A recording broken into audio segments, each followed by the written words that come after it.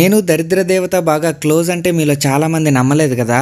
Live example చూపిస్తా చూడండి. దాహం వేస్తుంది, వాటర్ తెచ్చుకుందామని కిచెన్ లోకి వెళ్తే ఫుల్ నీళ్లు. అరే మాన్స్టర్ ఫిష్ పాండ్ లీక్ అవుతుందా అని ఫుల్ టెన్షన్ పడ్డా. కానీ పక్క రూమ్ లో నుంచి వాటర్ వస్తున్నాయి. అరే ఈ వాటర్ ఎక్కడి నుంచి లీక్ అవుతుందిరా అని చెప్పి అలా వెళ్ళి చూస్తే అది స్నేక్ హెడ్ ట్యాంక్ లో నుంచి లీక్ అవుతుంది. దీని అమ్మ జీవితం, ఉన్న పనులు సరిపోక ఇప్పుడు అర్ధరాత్రి ఇదంతా క్లీనింగ్ పని పడింది.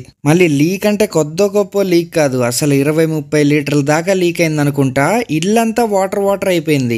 ఇదంతా పొద్దునైనా బాగుండు, ఇంట్లో ఎవరో ఒకరు హెల్ప్ చేసేవాళ్ళు. ఇప్పుడేమో అందరూ పడుకుంటున్నారు. ఇప్పుడు ఇదంతా నేను ఒక్కడనే క్లీన్ చేయాలి. అయితే ఈ లీక్ అంతా ఎలా అయిందని చూస్తే ఈ చిన్న పైప్ వల్ల అయ్యింది. ఇది నేను పవర్ ఫిల్టర్ కి సరిగ్గా పెట్టకపోవడం వల్ల ఇన్ని నీళ్లు లీక్ అయ్యాయి.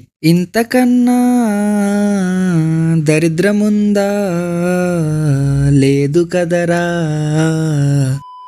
ఇంకా ఈ ఫ్లోర్ వైపర్ తీసుకొని వాటర్ని క్లీన్ చేయడం స్టార్ట్ చేశాను.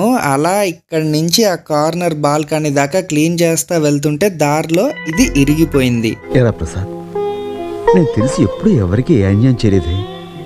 అలాంటిది నాకేదో జరుగుతుందా ఇలా?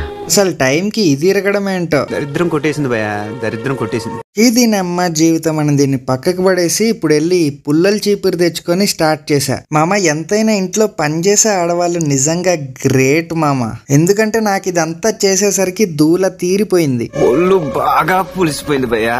ఇంకా వీడి ట్యాంక్ లో వాటర్ నింపి వీడికి గుడ్ నైట్ చెప్పి ఒకసారి పట్టతో తుడుచుకొని పడుకోవడానికి వెళ్ళాను అనుకుంటున్నారా? ఇప్పుడే మొదలై ఉండదే.